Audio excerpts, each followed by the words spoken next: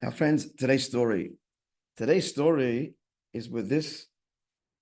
I don't get it. It's like, oh, where is it? No? Okay. I'm going to show you a picture of him.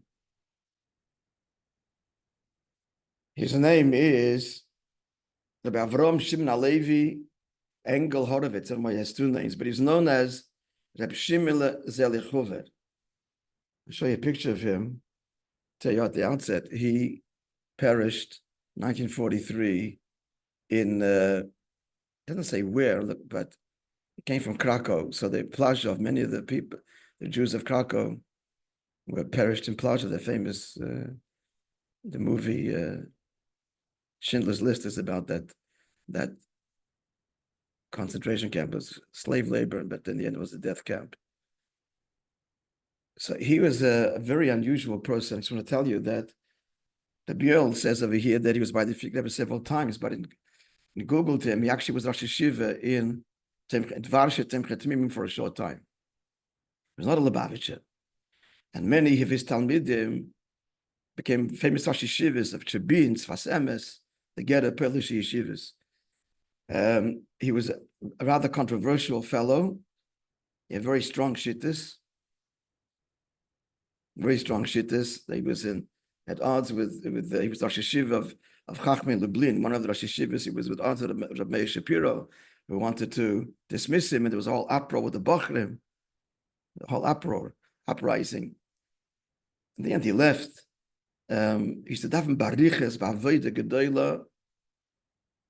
I mean, very interesting. He was against hair-splitting pilpulim, but understand deeply and learn the Gemara to get to the final halacha. Looking at his shittas, he was against Musar, based on Seichel and Nushi, Nahardok, but he was for Musar, that's like Atibet Tanya, elucidated this in Akdama, but Musar based on Kisvei Arizal and Kabbalah. He was quite an outstanding figure. And he perished very young.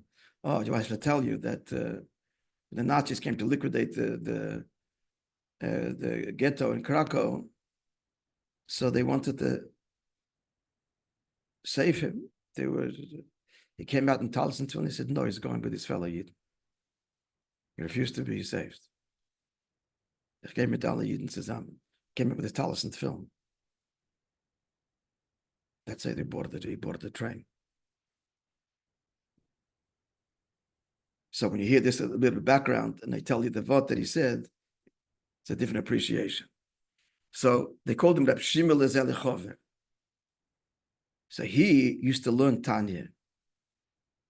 Also put him a little bit on the outside of everybody else because he was unabashedly learned Tanya, and he was ma'oded his Talmidim to learn Tanya. This is in the Polish Yeshivas, Chachmei Lublin. As I told you, Rabbi says he saw the figure several times, but here it says he was actually Rosh Yeshiva for a while. So once he said to his Talmidim, this is not in Lubavitch, this is, maybe it was, he's blocking the whole Tanya. He knows the whole time. So they thought he was exaggerating. She said to him, no, he said, take your Tanya, open it up, and I'll tell you. So they took a Tanya, and they opened up a line. Wherever the line they opened, a few words, he said, it's from this and this paddock, and this and this. And this and this paddock, exactly where it is. They tested him for a few places in Tanya. In one place in Tanya, the Alter Rebbe says, Al Yeshoite, shouldn't be a fool, whatever the context there is, about elevating the Mashavas. So where is this found in Tanya?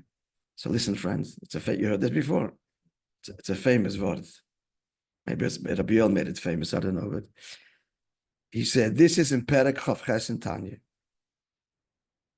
But the content is in every line of Tanya. Don't fool yourself. In every line of Tanya, Zainish Genad, don't be a fool. That's what the Biel concludes here. Indeed, that Chassidus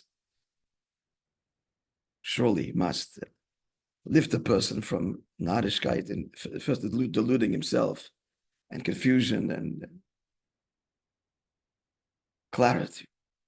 This is a word, I'll show you a picture again, from Rabbi Shimele Zelichover,